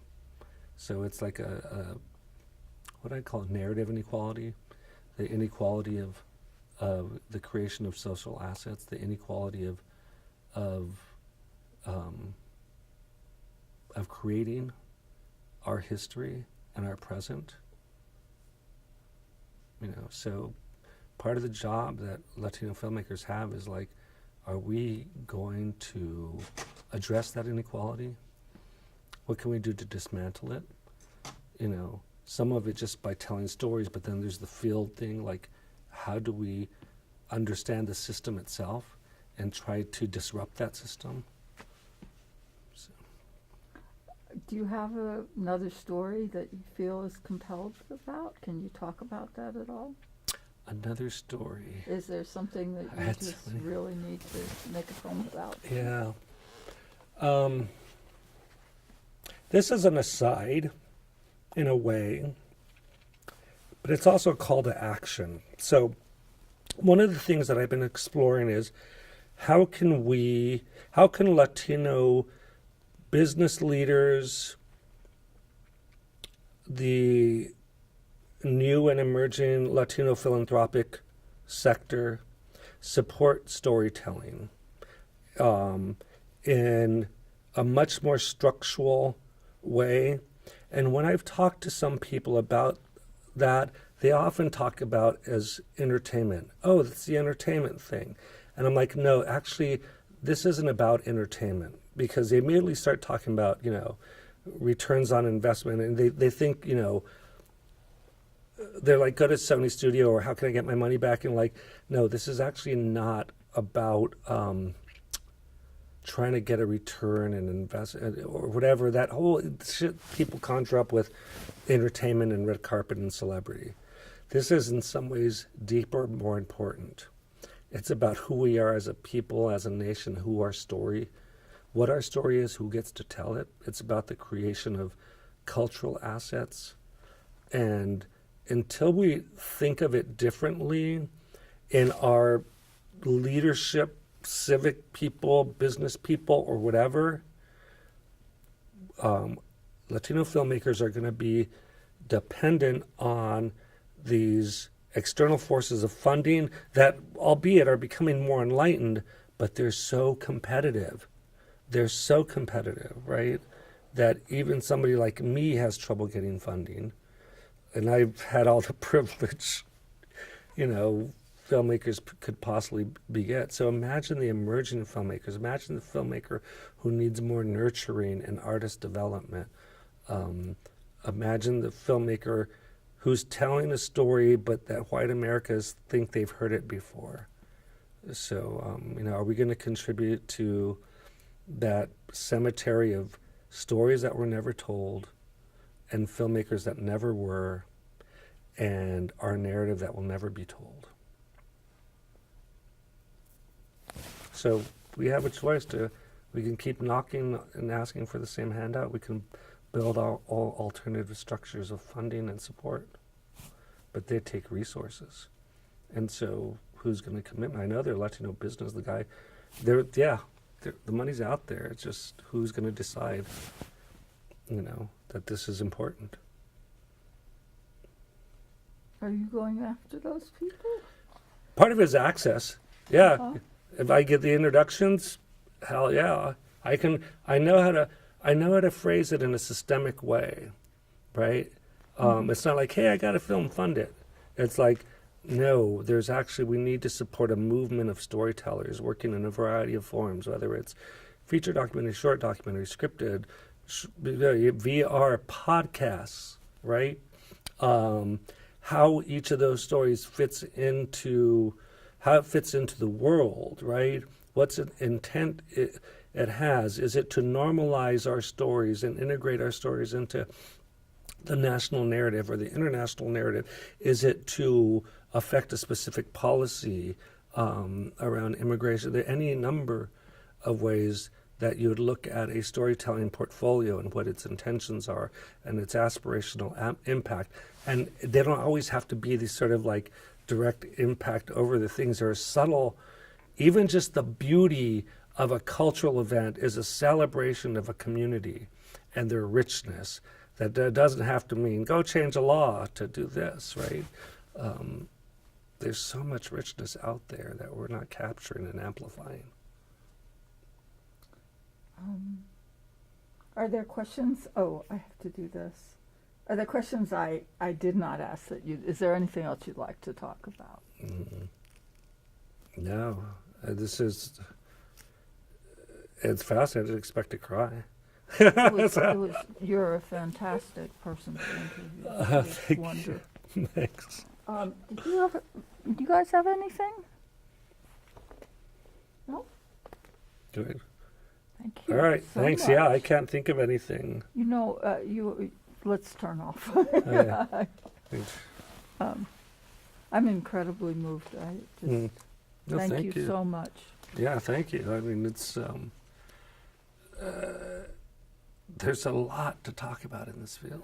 I'd love to talk more because Yeah, of course. I'm, the other group that really is not represented is white working class people. Well, yeah, and I want to be clear that I'm not talking about the exclusion of, but Right. you're absolutely right that there's our country doesn't fully recognize the role of class, and that's part of why we're in this situation we are, where there's a white working class that are angry, and it's too simple to say they're just racist and blah blah blah blah, right? But how can we understand that we're in the same boat, and that we don't? Neither of our communities have class privilege, and how do we amplify their story and their struggle? And I think there's, in part, you're seeing that reaction. As a sign of neglect. Yeah. Oh, the Democrats have fucked that one up for fucking decades. I mean, how do you explain the West Virginia teacher strike? Yeah. If these people are reactionary and unable to. Yeah, and the Democrats have not communicated that they want to be on the side of white working class America. I mean, and the Republicans just hijack that. There's a number of ways. It makes me sick because I worked with. I've spent 25 years in Appalachia. So, yeah. And I worked with Apple Shop, which was a collective, effort to tell stories in that area. Yeah. It was just. It's just shocking to me to see. But I think it comes out of the neglect of a narrative that's coming from within community. Yeah, no, absolutely. And it's funny, I mean, one of the classic films is Harlan County, USA. I was the associate director, that's how I went really? to Appalachia. Oh, okay. Yeah. And so, we lost an opportunity to connect with and people. I think that's who those people are. Yeah. That portrait is the legitimate, truthful story of people. Yeah. Great. Well, thank you so much. It was for letting me, what's the term I used, bloviate? Oh, no, you were great.